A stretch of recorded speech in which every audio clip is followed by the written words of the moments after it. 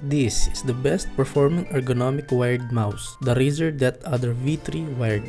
This mouse was released back in 2023, which was a surprise for most of us since no one would think Razer is releasing another bang for the buck gaming mouse that everyone loves, just like their Razer Viper Mini. I got this mouse secondhand from Facebook Marketplace. I got this for only $15 or 900 Philippine peso, with no box and a broken scroll wheel. But I must say, that is still a pretty good deal since I am pretty confident with my soldering skills. The condition was I think pretty used up, but because of the black and rubberized coating, I couldn't tell the difference. But before I fully use this in my table, I have to clean this up first.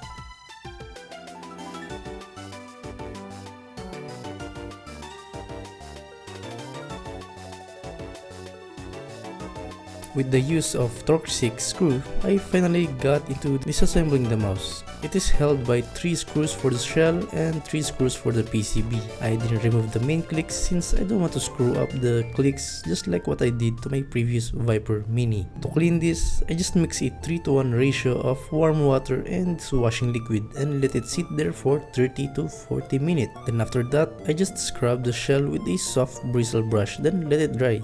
Then that's it. Let us now get into the specifications.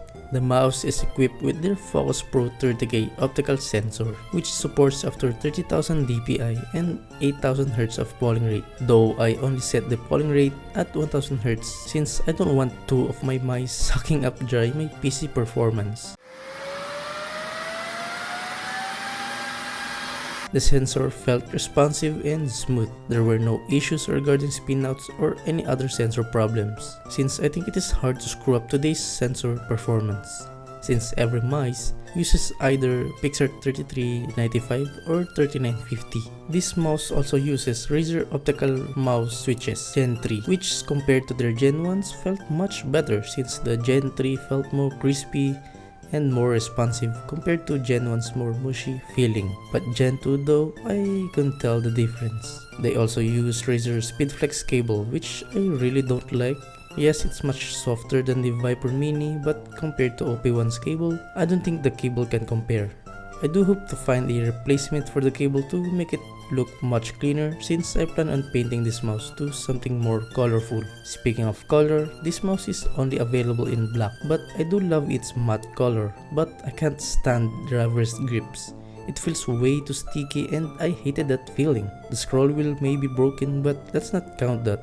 Or maybe we can, since this is the issue most of the Razer mice experiences. I looked through the Facebook Marketplace and most of them are broken scroll wheels. But aside from the issue, the stock encoder is too soft and not tactile enough, which feels almost like the opposite of the EC2. Aside from the specs, let's venture on their software. Razer uses Synapse for every peripheral they have. It includes the macros and DPI levels, and it also includes an option to change your polling rate up to 8000 Hz. But I choose to stay at 1K since I already use a much better mouse when playing my FPS games. And since I mainly use this as my MOBA or browsing mouse, I won't really need a higher polling rate. I really hated their software ever since I was still using Viper Mini. The software feels like a bloatware with how much memory it uses on my computer. But aside that, Razer should really follow what Logitech did with their onboard memory software, which separates the mouse settings to G-Hub, which also is a bloatware in my opinion,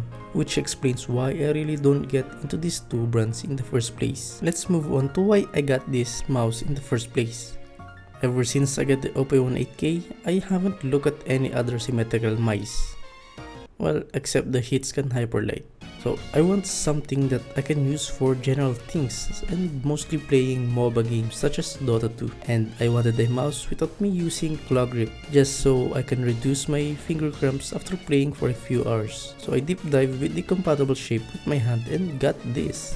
Not because I got it for cheap or anything. The shape greatly resembles my EC2B, but much bigger and more rounded figure instead of an aggressive hump and edges of EC2. Even when compared to EC1, which is a bigger version of EC2, the EC1 still has a more aggressive hump compared to that other V3's more rounded edges, which compared to EC1, which helps position your palm better and give you a more natural finger position, not like that other V3 which is a more rounded, which give you more of a G Pro feeling. But overall, the shape still has its own unique shape, which made the shape famous for a reason. I do recommend you to get their hyperspeed version, which is a smaller version of this but also performs the same and more in a budget range for some.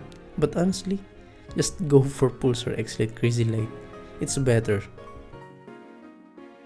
If you reached this point of the video, I just want to thank you for watching all the way through and supporting my channel. That's about it. I'll see you on to the next one.